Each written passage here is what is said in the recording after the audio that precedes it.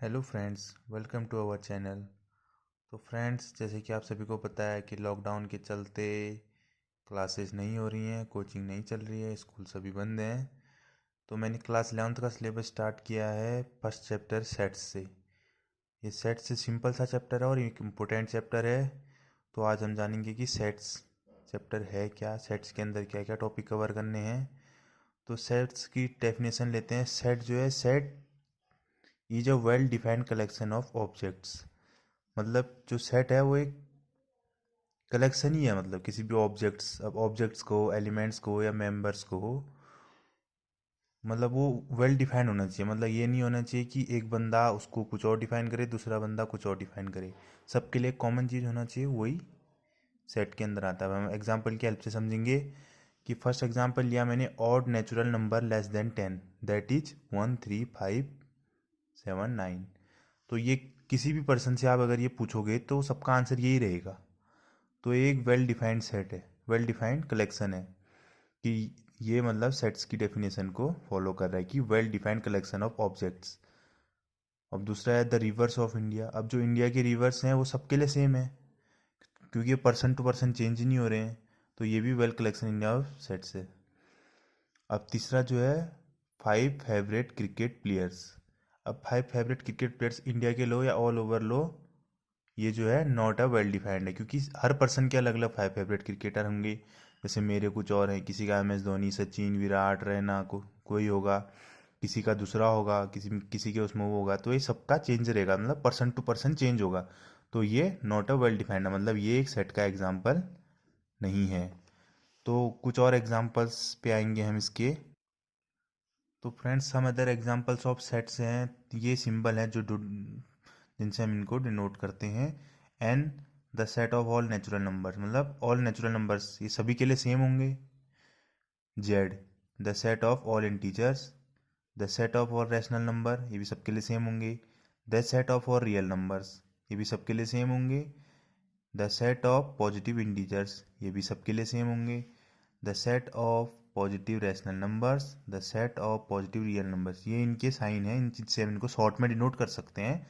ये भी एक एग्जांपल्स ऑफ सेट हैं। तो फ्रेंड्स, कुछ इंपॉर्टेंट चीज़ें हैं कि जो ऑब्जेक्ट, एलिमेंट्स और मेंबर हैं, इन्हीं का कलेक्शन सेट होता है। मतलब हम उसको ऑब्जेक्ट भी बोल सकते हैं, एलिमेंट्स भी बोल सकते हैं, मेंबर्स भी बोल सकते हैं। अब दूसरा है, set denoted by capital letter ABCXYZ etcetera.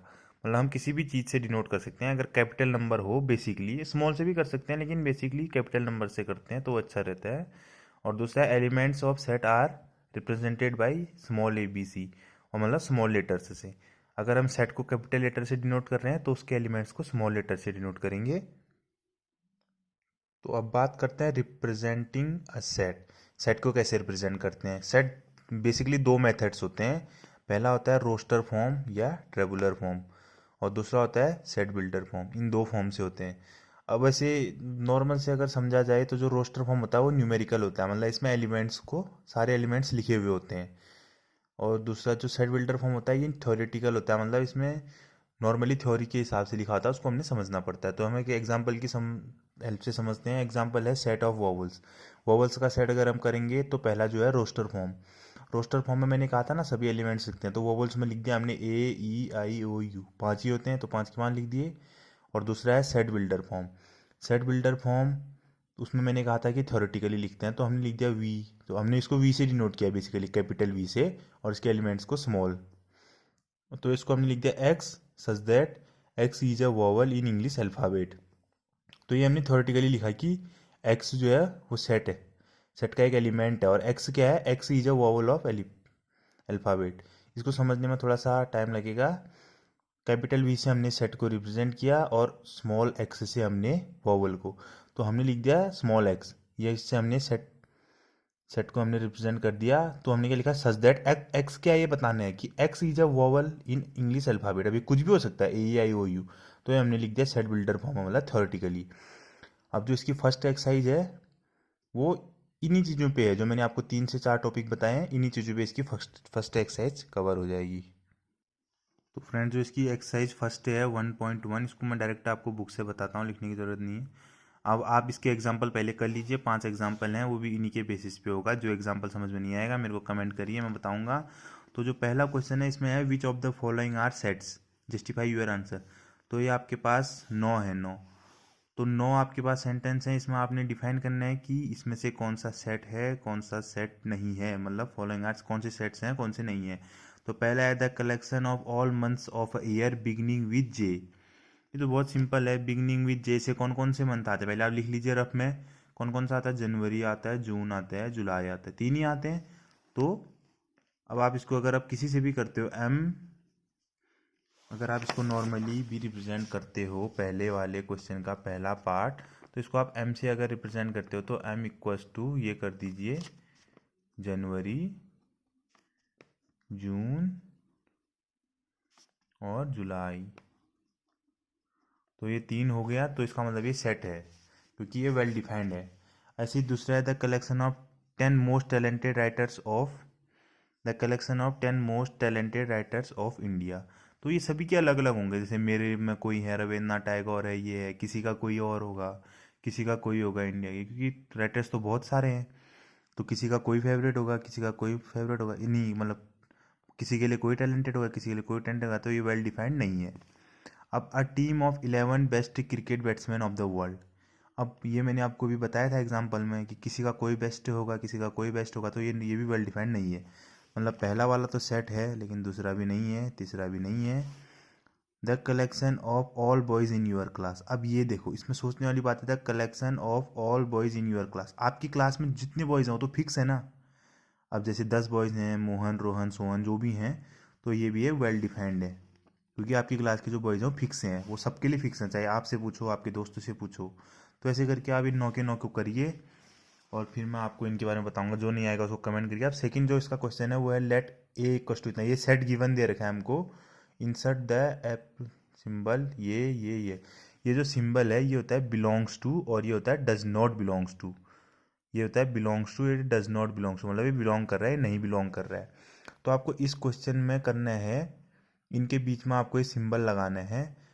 अब 5 बिलोंग्स टू ए है या does not belongs to A है। बिलोंग्स टू ए है तो इस अगर इस सेट में ये डिजिट है इसका मतलब वो बिलोंग्स टू है, तो इसका मतलब ये साइन आएगा ये।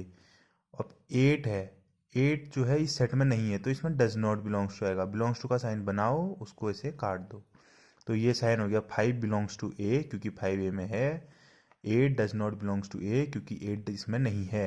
ऐसे करके 0 does not belongs to, 4 belongs to A, ऐसे ही 2 belongs to A, 10 does not belongs to A क्योंकि 10 नहीं है। सिंपल सा है। अभी हम आएंगे थर्ड क्वेश्चन पे इसके, क्योंकि वीडियो लंबी हो रही है, थोड़ा जल्दी जल्दी बताएंगे। Write the following sets in roster form. अब ये आपको सेट बिल्डर फॉर्म में दे रखा है, मतलब थ्योरेटिकल फॉर्म में दे रखा है, आपको इसको रोस्टर फॉर्म में लिखना है। जैसे पहला है A X such that X is an integer and X जो -3 से छोटा है और -3 से बड़ा है और 7 से छोटा है।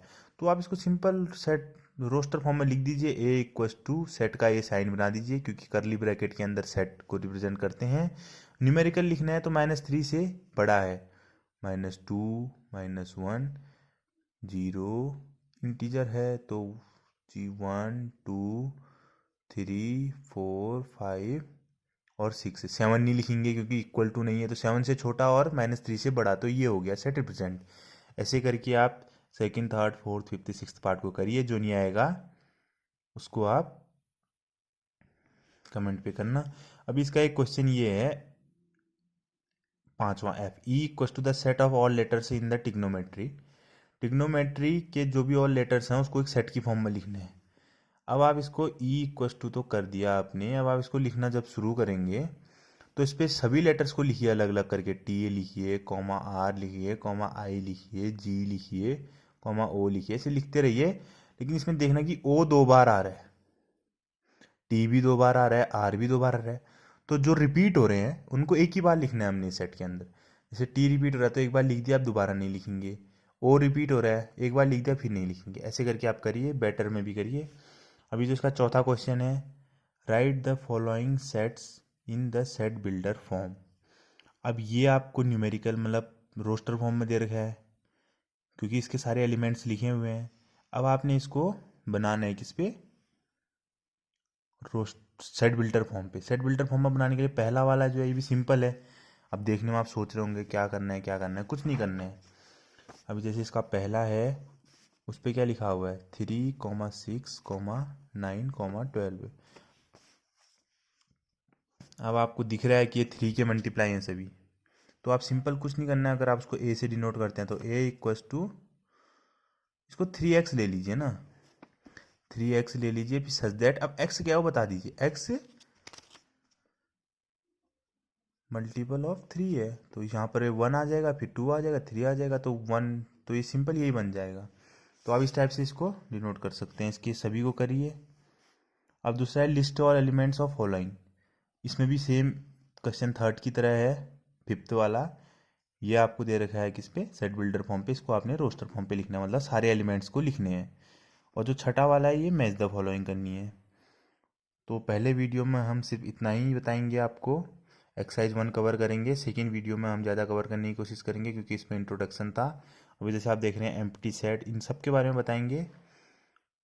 तो बने रहिए, कल को मैं सेकेंड एक्सरसाइज की वीडियो डालूंगा और सेट्स कवर कर दूंगा 3 से 4 दिन में। So guys thank you. अपने दोस्तों को भी इसके बारे में बताइए क्योंकि आजकल स्कूल और कोचिंग्स तो सभी बंद हैं। तो जितनी जल्दी हो सके अपना कोर्स को शुरू करिए। तो इसी के साथ एक्सरसाइज 1 समाप्त होती है। और जो भी क्वेश्चन आपको नहीं आएगा उनको कमेंट करिए, और नेक्स्ट चैप्टर कौन सा बताना है, कौन से टॉपिक बताने हैं, वो भी आप कमेंट में लिख सकते हैं। Thank you.